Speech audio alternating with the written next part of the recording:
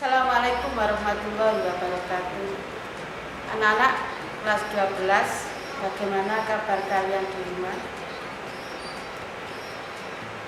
Untuk pertemuan kali ini materi sejarah, yaitu dimulai pada materi upaya bangsa Indonesia dalam menghadapi ancaman disintegrasi bangsa.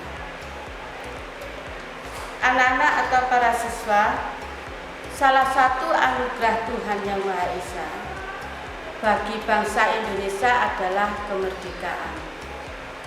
Dengan adanya kemerdekaan, bangsa Indonesia dapat hidup bebas dari belenggu penjajahan. Namun,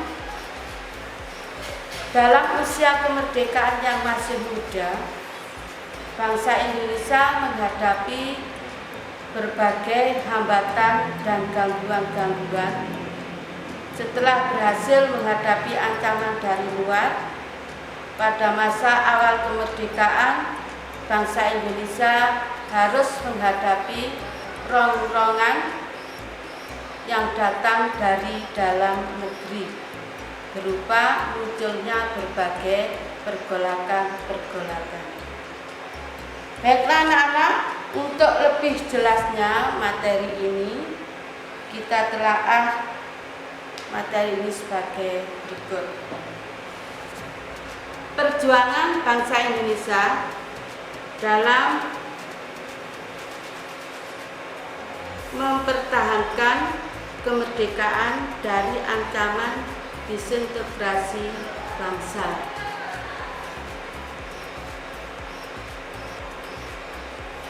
Perjuangan menghadapi pergolakan dalam negeri. 1. Pemberontakan PKI Madiun tahun 1948.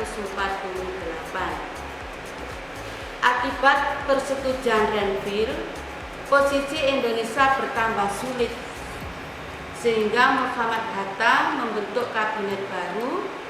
Muhammad Hatta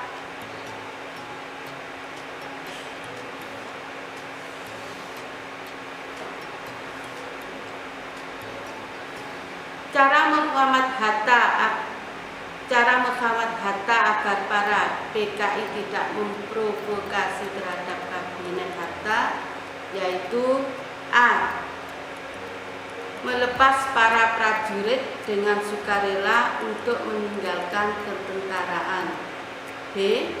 Mengambil 100 orang laskar dari masyarakat dan menyerahkan penampungan kepada Kementerian Pembangunan dan Pemuda pada tanggal 30 September 1948. Madiun berhasil direbut kembali oleh pasukan TNI. Musa tewas dan Amir Syarifuddin dihukum mati. 2. Gerakan Darul Islam atau Tentara Islam Indonesia DITII. Maksudnya, Gerakan Darul Islam Tentara Islam Indonesia DITII, yaitu A. Gerakan DITII di Jawa Barat. Pemberontakan ini dipimpin oleh Sukarmaji Marijan Kartosuwiryo.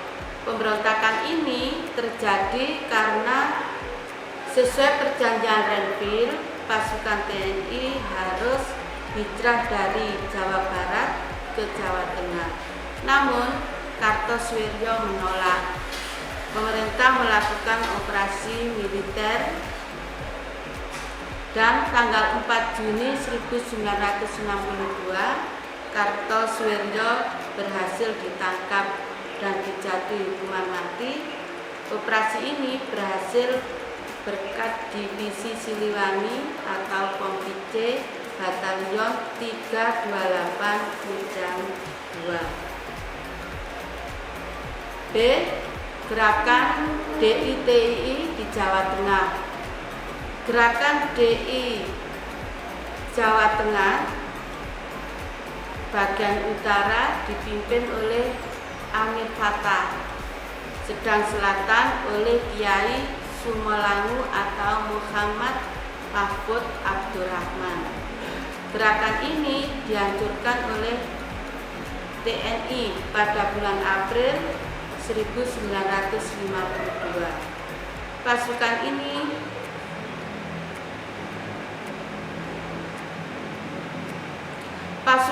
ini mengadakan operasi kilat yang dinamakan Gerakan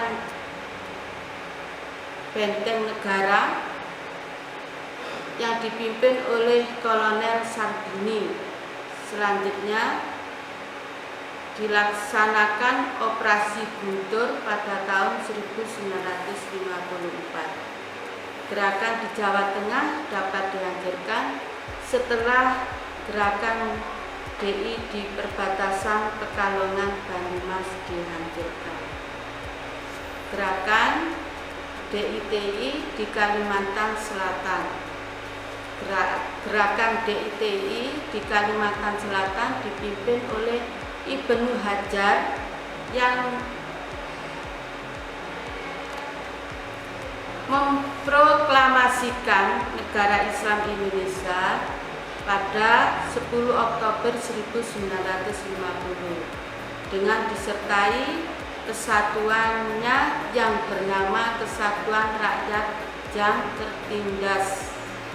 Pemerintah melaksanakan operasi militer sehingga Ibnu Hajar ditangkap dan diadili oleh Mahkamah Militer dengan hukuman mati pada tanggal 22 Maret 1965.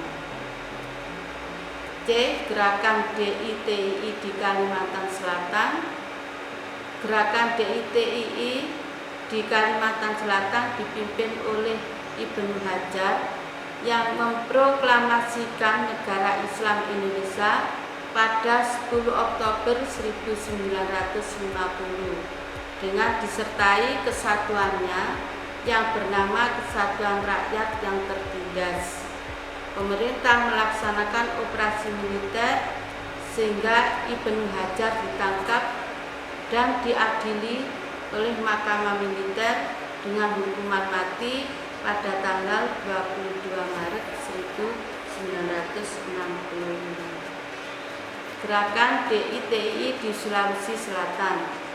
Kemunculan gerakan DITI pimpinan Kahar Muzakar di Sulawesi Selatan disebabkan ingin menempatkan laskar-laskar rakyat Sulawesi Selatan ke dalam lingkungan ABRIS, yaitu Angkatan Perang Republik Indonesia Serikat.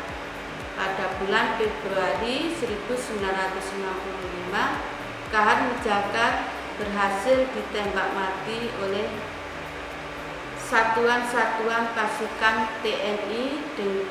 Dengan demikian pemberontakan yang dipimpinnya itu berakhir. Kemudian Gerakan DITI di Aceh.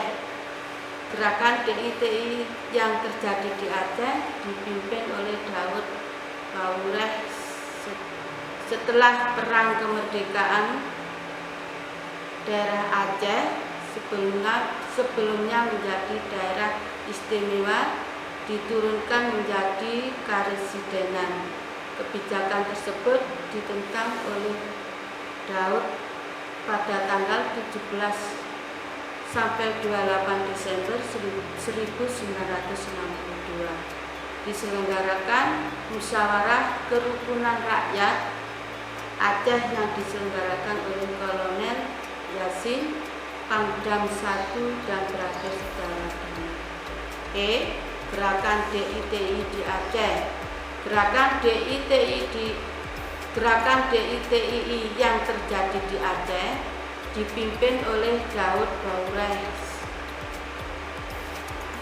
Setelah perang kemerdekaan, daerah Aceh sebelumnya menjadi daerah istimewa diturunkan menjadi karesidenan.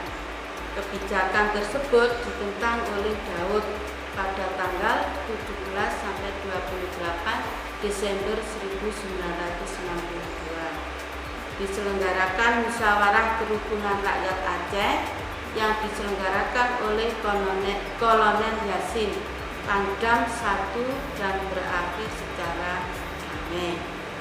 3. Gerakan Angkatan Perang Ratu Adil atau APRA. Gerakan Angkatan Perang Ratu Adil APRA dipimpin oleh Kapten Westerling. Gerakan ini didasari adanya kepercayaan rakyat akan datangnya Ratu Adil yang adil dan bijaksana. Tujuan gerakan APRA yang sebenarnya adalah untuk mempertahankan bentuk negara federal di Indonesia dan memiliki tentara sendiri pada negara-negara RIS. 4. Gerakan Pemberontakan Anti Aziz. Latar belakang pemberontakan anti Aceh di Makassar adalah sikap penolakan terhadap masuknya pasukan ABRIS yang berasal dari TNI ke Makassar. Akibat dari serangan anti Aceh yaitu A. Kota Makassar dapat dikuasai. B.